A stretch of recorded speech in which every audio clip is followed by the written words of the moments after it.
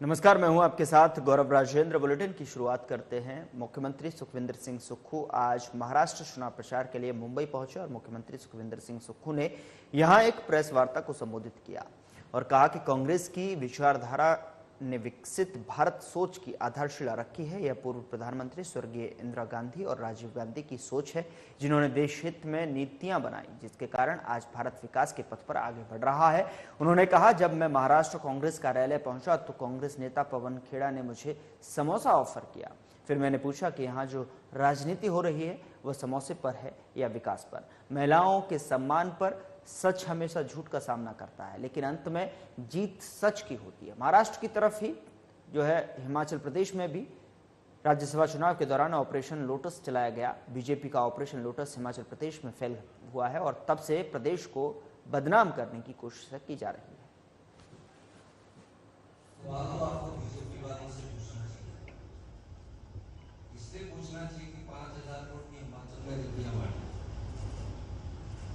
जिसको जरूरत है, जिसको समाज के किसी भी वर्ग को जीवन यापन के लिए जरूरत है, उसके लिए फ्री से ज्यादा भी करना चाहिए।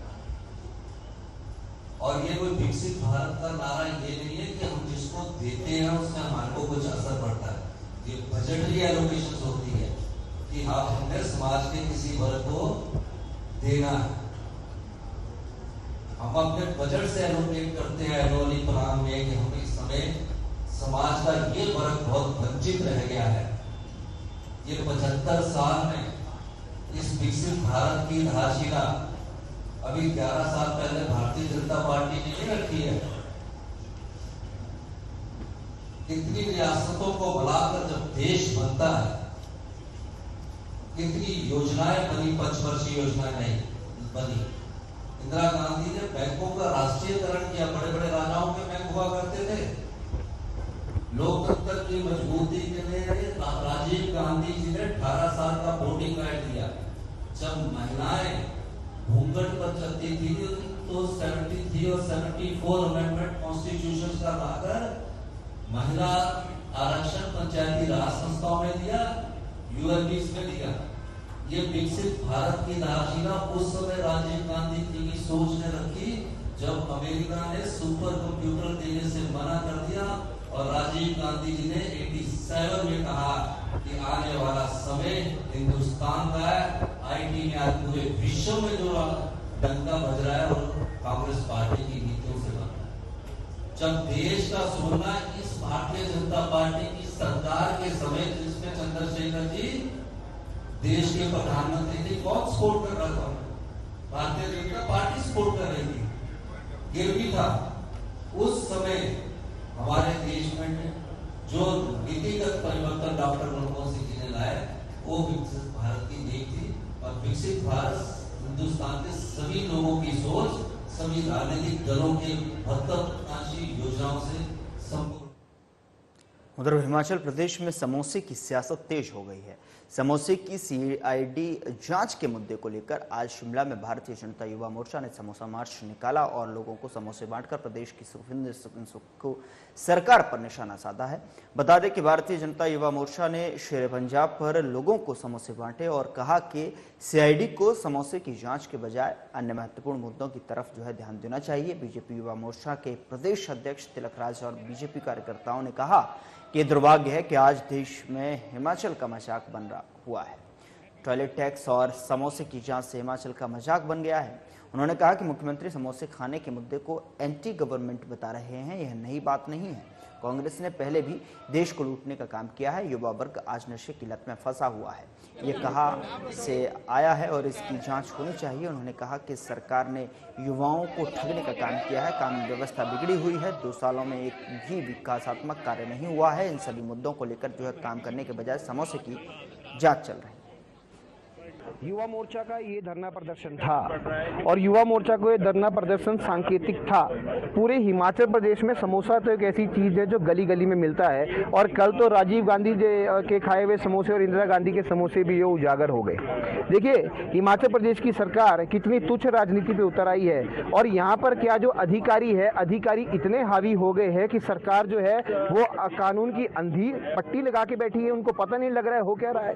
हिमाचल प्रदेश में जो है वो टॉयलेट टैक्स लगता है तो उसके बाद जो है 25 रुपए प्रति सीट की घोषणा होती है, जब पूरे भारत में उसकी किरकिरी होती है तो ये रोल बैक करते हैं। लग्जरी टैक्स लगता है, हिमाचल प्रदेश में HRTC में सामान जो है ले जाने के लिए पैसे लिए जाते हैं, उसमें किरकिरी होती है तो कॉरिजेंडम देते हैं। उसके ऊपर आपके माध्यम से ध्यान कराना चाहता हूँ, ये बहुत दुर्भाग्य का विषय है। ये प्रदेश सरकार जब से आई है बार बार हिमाचल प्रदेश का मजाक बनाना इनका काम है। इन्होंने पहले 10 गारंटियां दी, उसमें ये फेल हो गए। फिर ये प्रदेश की जनता को और परेशान करने के लिए ये कह रहे थे अब टॉयलेट टैक्स लगाने का मुद्दा बीच में आया। फिर आज आप देख रहे हैं हमारे को भारतीय जनता पार्टी के कार्यकर्ताओं को एक अनोखी किस्म का जो है प्रदर्शन जो है यहाँ करना पड़ रहा है और ये इसलिए करना पड़ रहा है कि हिमाचल प्रदेश में और शिमला शहर में एक बहुत ही अनोखी घटना जो है इस सरकार में घटी है। जिस तरीके से आपने देखा कि CID डिपार्टमेंट ने समोसे कहाँ गए इसके ऊपर एक इंक्वायरी जो है वो गठित की और इसके ऊपर 3 पेज की बाकायदा रिपोर्ट आई। बहुत दुर्भाग्यपूर्ण। उधर समोसे की CID जांच का मामला देश और हिमाचल की सियासत में खूब गूंज रहा है। बीजेपी युवा मोर्चा ने शिमला में आज समोसा मार्च निकाला और इन लोगों को खूब समोसा चटनी बांटी। तो अब CM के प्रधान मीडिया सलाहकार ने नरेश चौहान ने पलटवार किया है। नरेश चौहान का कहना है कि बीजेपी के पास प्रदेश में सरकार के खिलाफ मुद्दा नहीं है।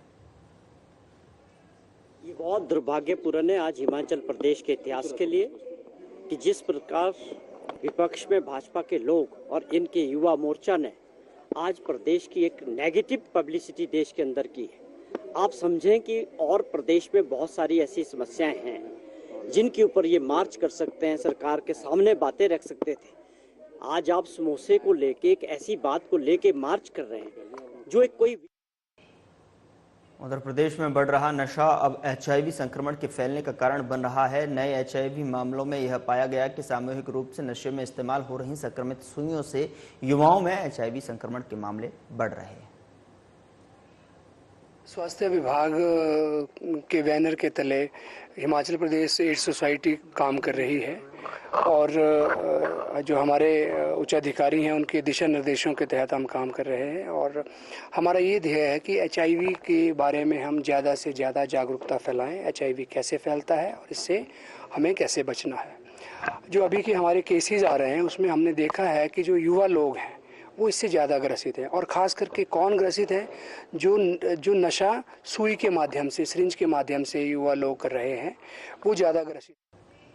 उधर बीजेपी मंडी जिला के पदाधिकारियों ने संगठन पर्व के रूप में कार्यक्रम मनाया और इस अवसर पर बीजेपी प्रवक्ता ने कहा कि मंडी जिला के पदाधिकारियों की पार्टी कार्यालय में जिला अध्यक्ष निहाल चंद शर्मा की अध्यक्षता में बैठक हुई। भारतीय जनता पार्टी जिला मंडी की बैठक आज जिला अध्यक्ष निहाल चंद जी की अध्यक्षता में आज यहाँ पर संपन्न हुई जिला कार्यालय में। बैठक में संगठन को लेकर यहाँ पर जिस प्रकार से विस्तृत योजना जिला ने बनाई है उसकी सारी समीक्षा की गई। प्राथमिक सदस्यता, उसके बाद सक्रिय सदस्यता और अब बूथ स्तर पर कमेटियों का गठन 15 तारीख से लेकर 30 तारीख तक भारतीय जनता पार्टी पूरे प्रदेश में करने वाली है। उसको लेकर भी सारी रूपरेखा यहाँ पर तय की गई और संगठन का सारा ढांचा नए सिरे से सुदृढ़ हो, इसको लेकर यहाँ पर पूरी योजना आज जिला मंडी में यहाँ पर तय की गई। उधर भारतीय जनता पार्टी के मीडिया विभाग के प्रमुख और नेता नैना देवी जी विधानसभा क्षेत्र के विधायक रणधीर शर्मा ने आज जारी एक बयान में हिमाचल प्रदेश के मुख्यमंत्री सुखविंदर सिंह से पूछा कि क्या वे प्रदेश में हर विधानसभा क्षेत्र में मुख्यमंत्री का कार्यालय खोलेंगे। उन्होंने कहा कि पिछले दिनों मुख्यमंत्री महोदय दोहरा विधानसभा क्षेत्र के, जहां से उनकी पत्नी विधायक है, मुख्यमंत्री कार्यालय का उद्घाटन किया।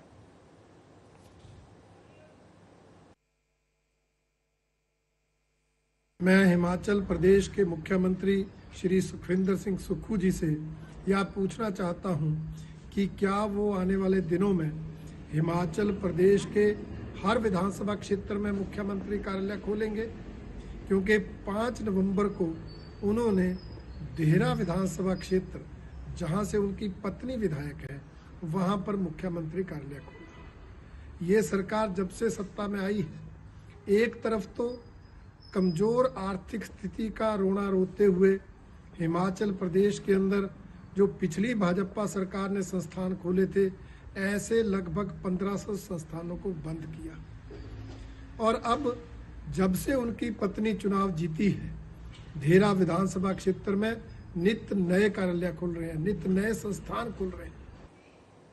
उधर गोपाष्टमी का पर्व आज जिला सोलन में धार्मिक आस्था और हर्षोल्लास के साथ मनाया जा रहा है। सोलन स्थित गौशाला में विधिवत गौ पूजन किया गया और जिसके बाद हवन यज्ञ भी किया गया। बड़ी संख्या में लोग आज गौसदन पहुंचे और गौ पूजन किया।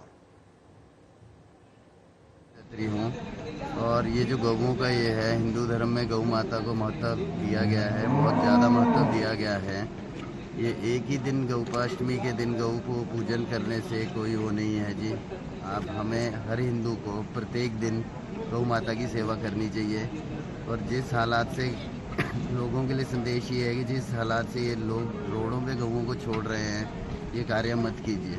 हिंदू धर्म में गौ माता को सबसे ऊपर माना गया है, गौ माता का पूजन सबसे ऊपर किया गया है और गौ माता को महत्व देने से ही हिंदू अपने आप को बचा पाएंगे। और आश्रय गौ सदन में मैं आज गौ माता की पूजा करने के लिए आया हूँ। हम सब जानते हैं कि हमारे वेदों और शास्त्रों में गौ माता को बहुत ही उच्च स्थान दिया गया है। आज गोपा अष्टमी के इस स्पेशल डे पर गौ माता को श्री कृष्ण। फिलहाल बुलेटिन में इतना ही। नमस्कार।